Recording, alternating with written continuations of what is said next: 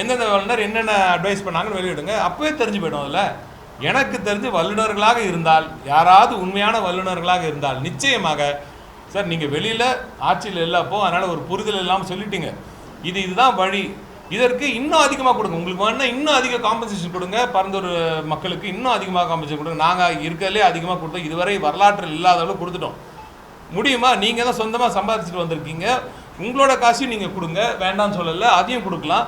நீங்கள் இன்னும் அரசாங்கத்துக்கிட்டே இன்னும் எக்ஸ்ட்ரா கொடுக்கணும்னு நினைக்கிறீங்களா, கொடுங்க ஒரு திட்டம். ஏன்னா ஒரு 2 கிராமங்களுக்கு மட்டும், அதாவது லீஸ்ட் இம்பேக்ட் சார். இது வரைக்கும் நாங்கள் செலக்ட் பண்ண இந்த இடத்துல வேறு எங்கே போனாலும் அதிகமான மக்கள் மேலே இம்பேக்ட் ஆகிருக்கும்.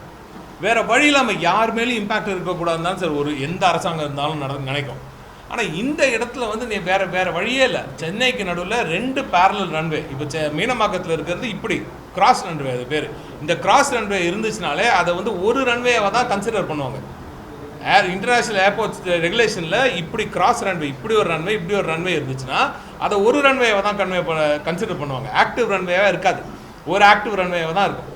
இப்படி நம்மளுக்கு 1500 மீட்டர் இந்த 2 தள்ளி இருக்கிற 4770 மீட்டர்ஸ் லெங்த் இருக்கிற கோட் எஃப் ஏர்கிராஃப்ட் வரைக்கும் போகக்கூடிய ஒரு ஏர்போர்ட் தான் பரந்தூர் ஏர்போர்ட். இப்போ இருக்கிறது நம்மளுக்கு கோட் 4E தான் நம்ம பண்ண முடியும். நீங்கள் அங்கே எஃப் வரைக்கும் போகலாம். நீங்கள் இன்ஃபேக்ட் இன்னும் ஃப்யூச்சரில் இப்போ இருக்கிற ஏர்கிராஃப்ட்ஸ்லாம் விங் ஸ்பேன்லாம் அபவுட் 65 to 70 மீட்டர்ஸ் தான் வரும். 80 மீட்டர் அபவ் வரப்போது இனிமேல் ஃப்யூச்சரில் லாங் டிஸ்டன்ஸ்லாம் வரும்ன்றதுக்காக அதை செலக்ட் பண்ணி அது வரைக்குமே இன்றைக்கே தாங்குற அளவுக்கு ரன்வே டிசைன் பண்ணுவோம் சார். பார்த்து செஞ்சுருக்கோம் சார். இன்டர்நேஷ்னலில் வேர்ல்டு லெவலில் ஒன் ஆஃப் த பெஸ்ட் ஏர்போர்ட்ஸாக பறந்து இருந்திருக்கும் சார். இது மிகப்பெரிய இதெல்லாம் எவ்வளோ சொல்ல நாங்களாம் அவ்வளோ தூரம் உழைச்சிருக்கோம் சார். திட்டம் கைவிடுறதுக்கு ட்ராப் பண்ணுறதுக்கு ஸ்டேட் கவர்மெண்ட்டுக்கு முதல்ல அதிகாரம் இருக்கா?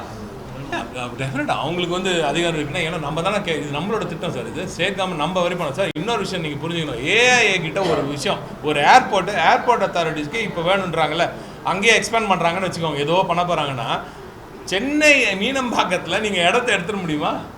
இன்றைக்கி போய் இடத்த எடுக்க முடியுமா? என்ன காஸ்ட் ஆகும்னு யோசிச்சு பாருங்கள். ஒரு ஏக்கர் வாங்கினா எவ்வளோ சார் ஆகுது? வாங்க முடியுமா? அங்கே பின்னாடி நந்தம்பாக்கத்தில் வந்து ஒரு ஏக்கர் வந்து நாங்கள் டிட்கோவில் வந்து கொடுத்துருக்காங்க. எவ்வளோ 50 கோடி 60 கோடியாக போச்சு ஒரு ஏக்கர் எடுக்கணும்னா.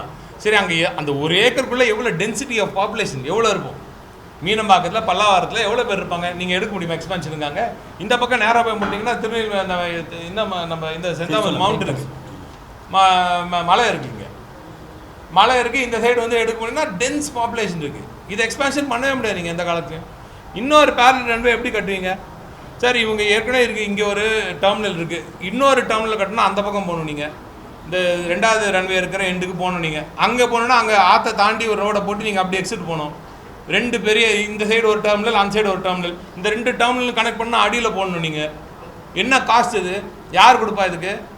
ஏஐ பொறுத்த வரைக்கும் என்ன தெரியுமா, ஏர்போர்ட் அத்தாரிட்டி ஆஃப் இந்தியா பொறுத்த வரைக்கும் எந்த காசு வாங்கினா அவர் வாங்கி வச்சுப்பார். அவர் நாட்டுக்கு ஒன்று, நம்ம தமிழ்நாட்டுக்கு ஒன்று கொடுக்க மாட்டார்.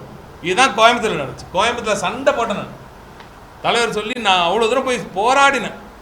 2000 கோடி கொடுக்குறோம் சார், நம்ம பணம் 2000 கோடி ஒன்றிய அரசு கொடுக்குறோம். நிலத்தை வாங்கி கோவைக்கு கொடுக்குறோம். கோவை விமான நிலையம் விரிவாக்கம் வரணுன்றதுக்காக 2500 கோடி ரூபா கொடுத்தார் தலைவர். ஒரு பைசா நம்ம தமிழ்நாடு அரசுக்கு ஒரு ஷேர் கூட கொடுக்க மாட்டேன்ட்டாங்க. ஏன்னா இதான் எங்கள் ரூலு அப்படின்ட்டான். இதான் வந்து ஏர்போர்ட் அத்தாரிட்டியோட ஸ்டாண்டு. இதனால தான் இன்றைக்கி இந்தியா அளவில் வர புது ஏர்போர்ட் எல்லாமே என்ன பண்ணுறா, எல்லாமே எங்கள் சொத்து, நாங்கள் எங்கள் மக்கள் வரி பணத்தில் போடுற காசை நான் ஏன் இன்னொரு ஏர்போர்ட் அத்தாரிட்டி கொடுக்கணும்? என்றைக்கா ஒரு நாள் அதையும் யாருக்கா விற்றுட்டு போயிடுவாங்க. கரெக்டாக இல்லையா? நடந்திருக்கா இல்லையா? பல இடத்துல நடந்துகிட்ருக்கு. இப்போ பல இடத்துல